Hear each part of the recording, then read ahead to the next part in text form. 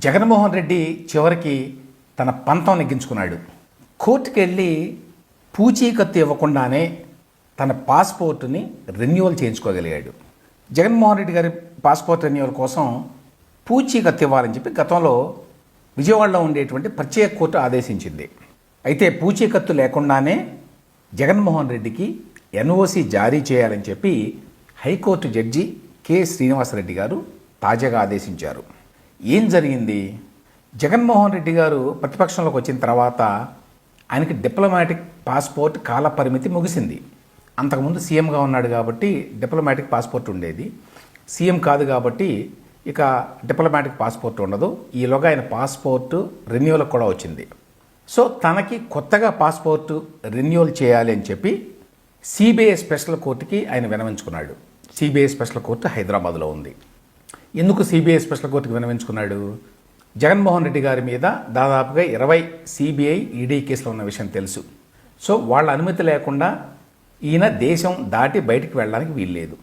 అందువల్ల హైదరాబాద్లో ఉన్న సిబిఐ స్పెషల్ కోర్టుకి అప్లికేషన్ పెట్టుకున్నాడు.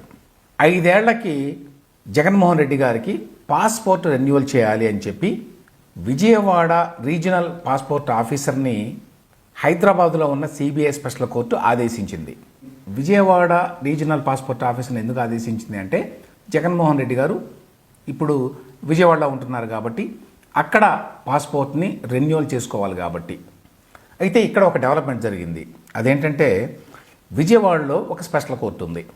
దాని పూర్తి పేరు ఏంటంటే special court for trial of criminal cases relating to elected MPs and MLAs in Vijayawada.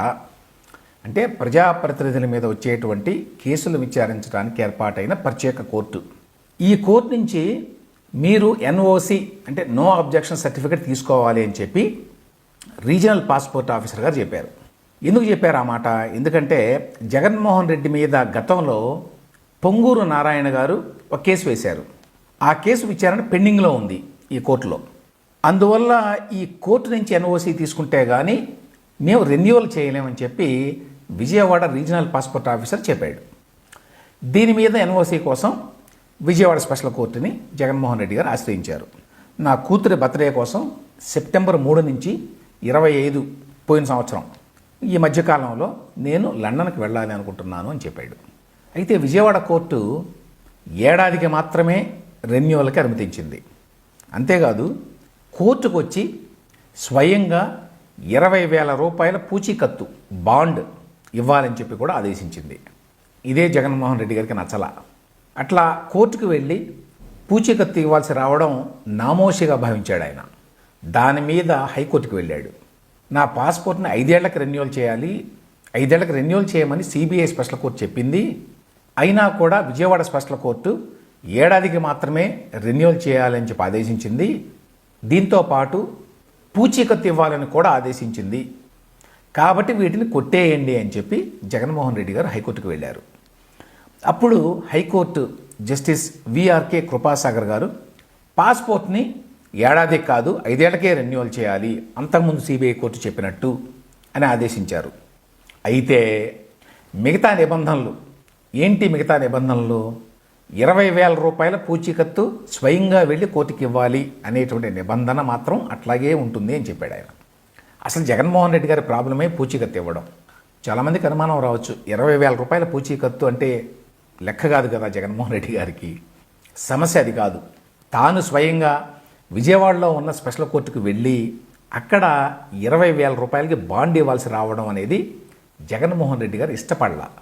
So దాని మీద జగన్ మళ్ళీ హైకోర్టును ఆశ్రయించాడు రెండోసారి. ఇట్లా పూచీకత్తు ఇవ్వాల్సి రావడం నా ప్రాథమిక హక్కులకి భంగం, నేనేమీ దేశం విడిచి పారిపోతాను అని చెప్పడానికి ఎటువంటి ఆధారాలు లేవు, కాబట్టి విజయవాడ స్పెషల్ కోర్టు విధించిన నిబంధనల్ని తొలగించండి అని చెప్పి కోరాడు. దీని మీద ఇప్పుడు తాజాగా జస్టిస్ కె శ్రీనివాసరెడ్డి గారు తీర్పు వెలువరించారు నిన్ననే. ఏమని? జగన్మోహన్ రెడ్డి గారికి 5 ఏళ్ల పాటు పాస్పోర్ట్ని రెన్యువల్ చేయాలి. రెండవది, ఎటువంటి పూచీకత్తు లేకుండా పాస్పోర్ట్ని రెన్యువల్ చేయాలి. అంటే జగన్మోహన్ రెడ్డి గారు ఏదైతే కోరారో అది హైకోర్టు వారు ఇచ్చారు. సో ఆ రకంగా పూచీకత్తు విషయంలో జగన్మోహన్ రెడ్డి గారు తన పంతం నెగ్గించుకున్నాడు అని చెప్పి చెప్పాలి.